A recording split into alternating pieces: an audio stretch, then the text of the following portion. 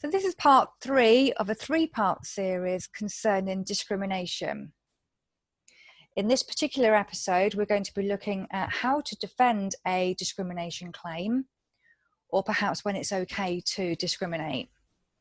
Information given in this video is of a general nature. Employers should always seek specific legal advice about the issue that they are dealing with. So the question that we're going to look at in this short video is, I've heard sometimes it is okay to discriminate. When is it okay, and how can I defend a claim if I do?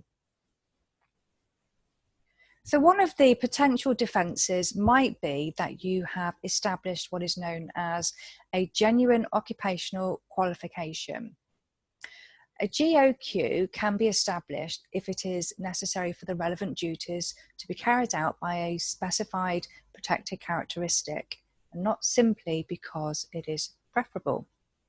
So an example might be where it is necessary for an authentic experience, such as recruiting a front of house employee that appears to come from a particular background, such as a Chinese person working in a Chinese restaurant. Another example might be that you recruit a female care worker to look after a female elderly relative in a care home who is going to be wanting one-to-one care. Obviously, you wouldn't recruit a male carer to look after an elderly female relative or resident in the care home. Another defence might be that you establish what is known as a proportionate means of achieving a legitimate aim. This is known as the objective justification defence. The aim must be real, it must be an objective consideration and not in itself discriminatory unless it's a GOQ. For example, ensuring the health and safety of others would be a legitimate aim. If the aim is simply to reduce costs because it is cheaper to discriminate, this will not be regarded as legitimate. Working out whether the means is proportionate is a balancing exercise. Does the importance of the aim outweigh any discriminatory effects of the unfavourable treatment on the individual that you're discriminating against? There must be no alternative measures available that would meet the aim without too much difficulty and would avoid such a discriminatory effect. If proportionate alternative steps could have been taken, there is unlikely to be a good reason for the policy or age-based rule.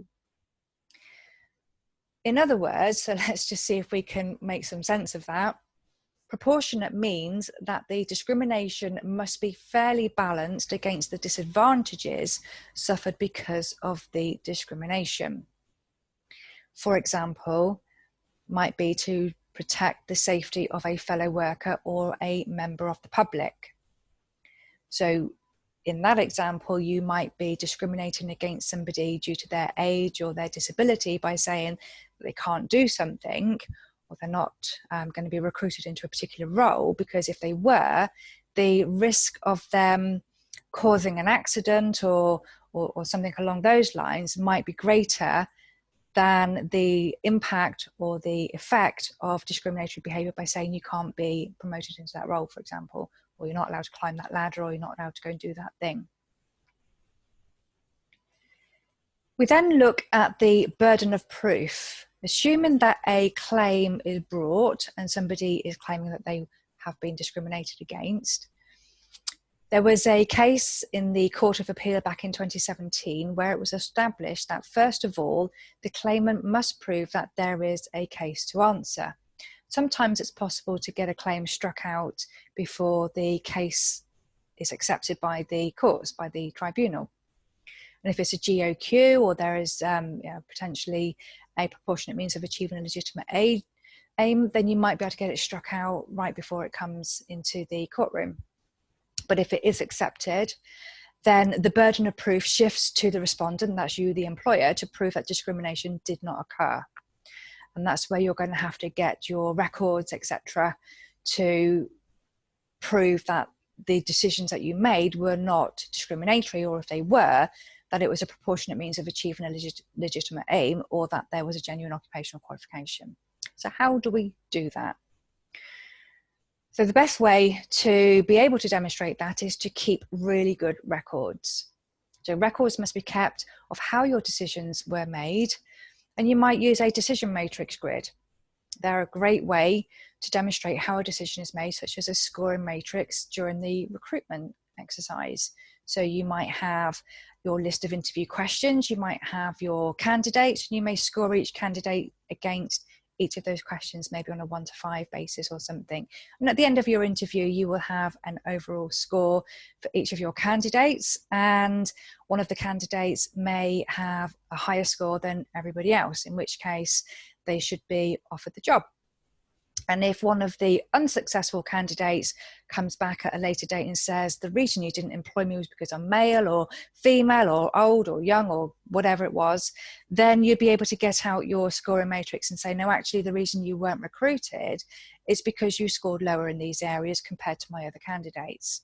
And that would be your evidence that your decision was not discriminatory.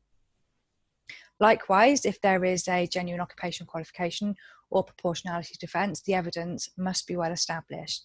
So your paper trail must exist.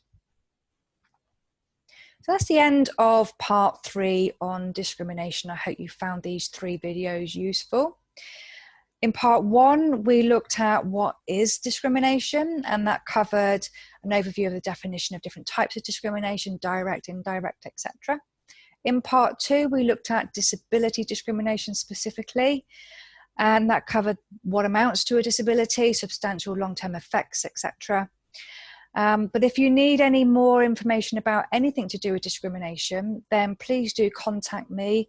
My email address is hello@contracthrm.co.uk. You can contact me via the Facebook page or via my website. So thank you for listening, and I'll look forward to seeing you on my next episode.